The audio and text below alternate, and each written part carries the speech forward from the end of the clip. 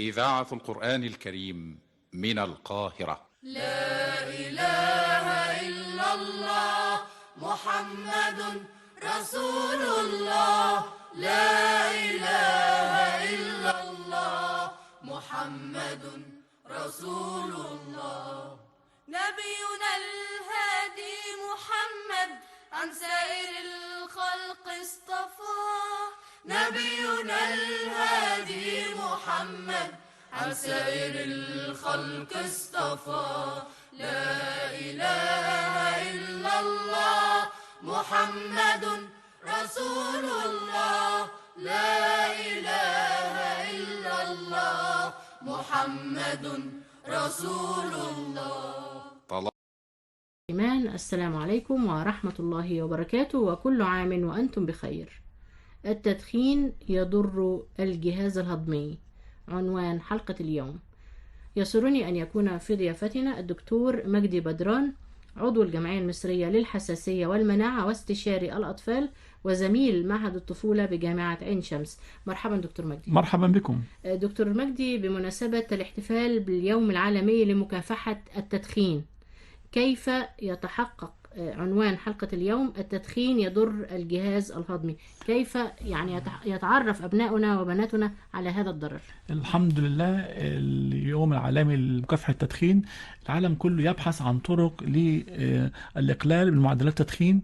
أعتقد أن في شهر رمضان المبارك والصيام احنا نقدم فرصة لكل الذين يتعرضون لتدخين سواء سلبا أو إيجابا بالإقلاع عن طريق الصيام.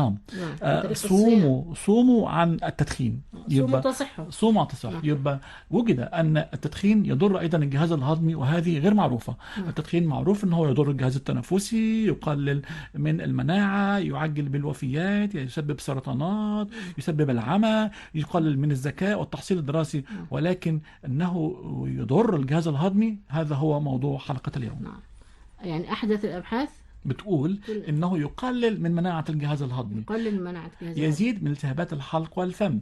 التدخين يقلل من القدرة على التذوق، وبالتالي عندما تقل القدرة على التذوق ممكن مريض السكر يأكل سكريات، ممكن مريض الضغط ياخد ملح زيادة، يبقى ممكن لا يستشعر إحساس بالمواد فحيتناول الأضرار. التدخين يقلل من قلوية اللعاب. اللعاب هام لبدء عملية الهضم، فهو يحتوي على إنزيم الأميليز الذي يقوم بتكسير النشا إلى السكر، وإنزيم اللايبيز الذي يلعب دورا كبيرا في هضم الدهون، مما يزيد من معدلات الإصابة بتسوس الأسنان. اللعاب قلوية التفاعل، وبالتالي فهو يعادل حموضة المعدة. يزيد التدخين من إفراز حمض المعدة، وبالتالي يزيد من مشاكل المعدة والقرحة وآلام المعدة والإصابة بالتهابات المعدة. يعني التدخين يجعل المعدة تفرز حمضا أكثر ويقلل من قلوية اللعاب في الفم، وبالتالي يصب في اتجاه أنه هو يزيد من قرحة المعدة. يسبب التدخين ارتخاء حاجز المريء السفلي، يقلل النيكوتين من كفاءة عضلات فتحة الفؤاد، يزيد النيكوتين هو ما يخرج من أحد سموم التبغ.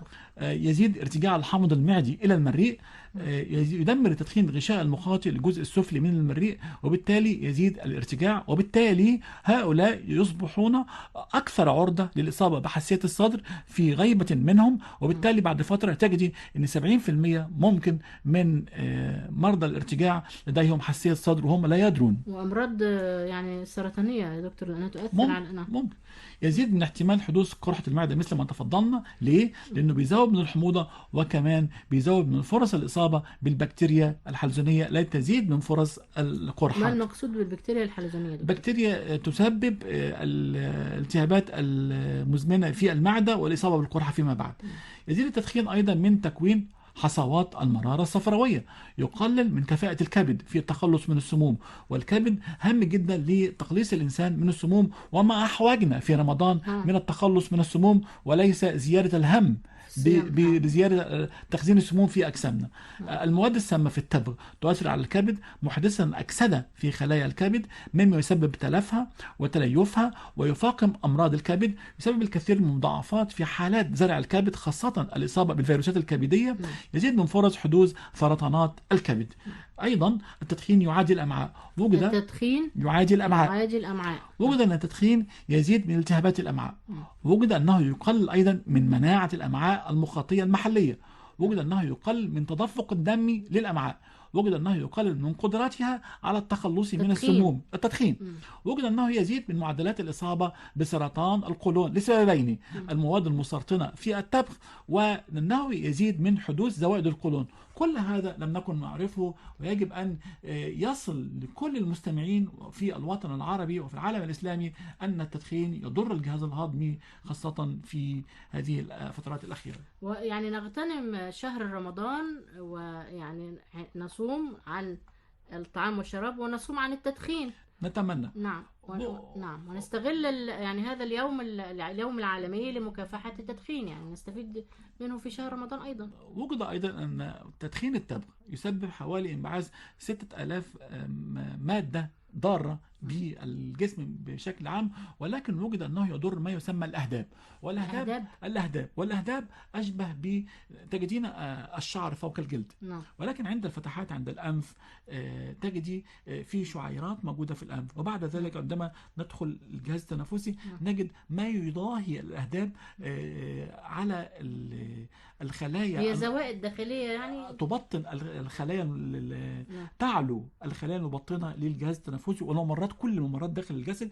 القناة الموجودة بين الأذن والحلق، والقناة الموجودة بين المبيض والرحم تسمى الأهداب.